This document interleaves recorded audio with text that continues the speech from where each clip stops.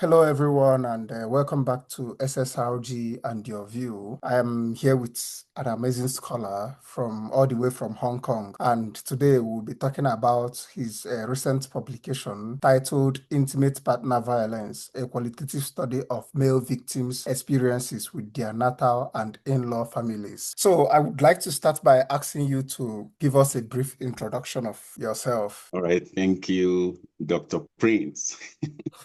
Yeah, so my name is Dr. Stanley Oloji Isangha. I'm currently an assistant lecturer at the Department of Social Work and Social Administration in the University of Hong Kong.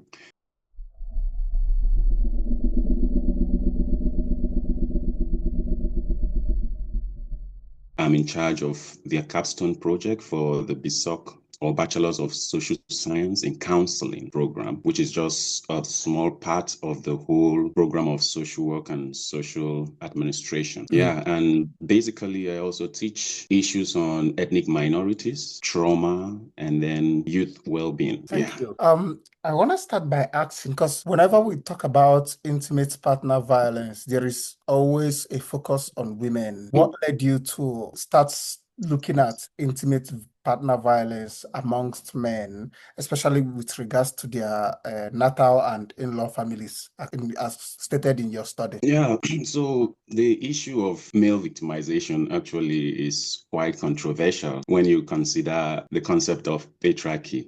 But we all know that patriarchy is really waning, if it's still even in existence. The idea that men are invincible, I don't think that is true, because as a man, I've also seen some of the emotions that we experience that we have been told to hide, not to express it. And we are just human beings, and we're supposed to be free to do whatever as human beings we should do. And so what really motivated me to, really look at the experiences with the natal and in-law family, how important they are when it comes to the African setting. The in-laws and our natal families are very important. But in terms of violence, I think the help that they can give is mostly projected towards the women. Men are not really utilizing it because, like I mentioned earlier, we are supposed to not express our emotions, don't show it, but we really need help, right? So the idea was to understand how they have actually utilized this help, considering its importance in our settings. Yeah.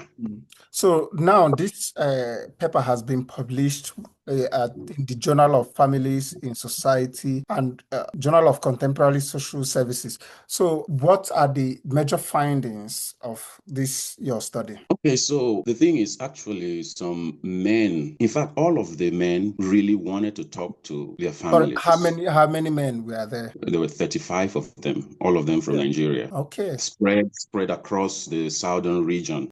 Yeah. So we had representative from the southeast, the southwest. Yeah. So the major findings, all of them really would have loved to talk about their experiences to see how they can be helped. But because of this idea of being a man, they navigated it through themselves.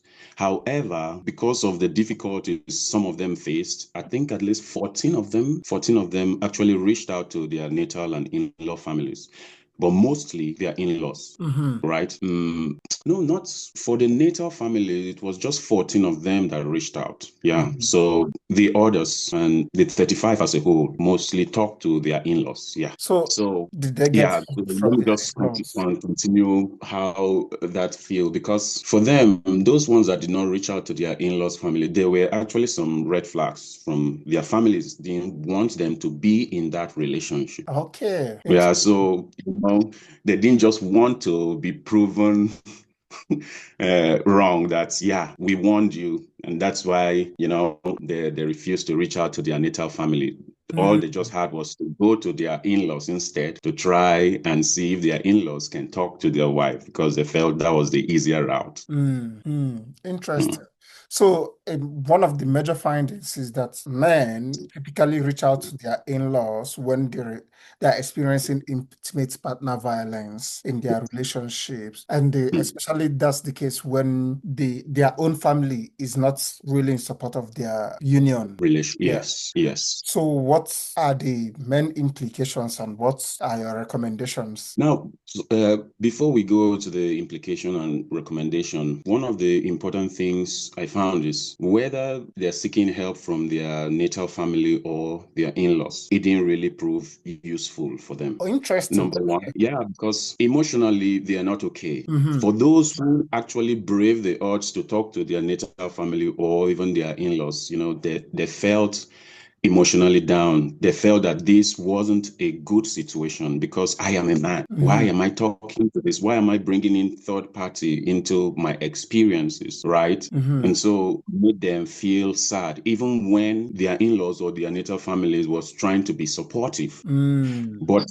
the problem is the in-laws and natal families are also not prepared to help the Mm-hmm. men, especially because they don't know how to. Mm-hmm. So They they don't lack the skills to support men. exactly. Mm. And I think it's not just about men. They lack the skills to probably even support women because of the way their approach to it. And Yeah. sometimes they are very sentimental. Mm-hmm. Oh, she's my daughter. You have to protect her, right? You don't want to listen to what the situation really is. And some of these male Okay, so they victims have that sometimes, implicit bias because it's their child. They don't want to agree yeah, that their child can be abusive. exactly. Mm. Sometimes even the victims plead with the in-laws to listen to their own side of the story. Mm. And they don't want to. Sometimes they tell them, they assure them that, okay, I'm going to talk to my daughter, but Mm-hmm. they don't talk to them because when their daughters come back home, the abuse intensifies. Mm-hmm. Mm-hmm. Yeah, it's more like they're patting their daughters on the back and supporting them. Mm. Yeah, so yeah.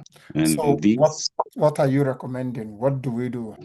yeah, for the families, I think they really need to understand the situation that men also need help. Mm-hmm. And they also need to understand their own weaknesses and the sentiments they have. Mm-hmm. If you know that as a father or a mother who have children who are married and they're coming to you for help, and you see that you have to understand that this is an entity, they are a unit, an independent unit. They Mm-hmm. need to grow. It's not about you, it's about them. Yeah. And so, if you know you cannot do it without any kind of implicit bias, like you mentioned earlier, you Mm. have to recommend or refer them to professionals Mm. who can actually look at these issues objectively to Mm-hmm. help them navigate it.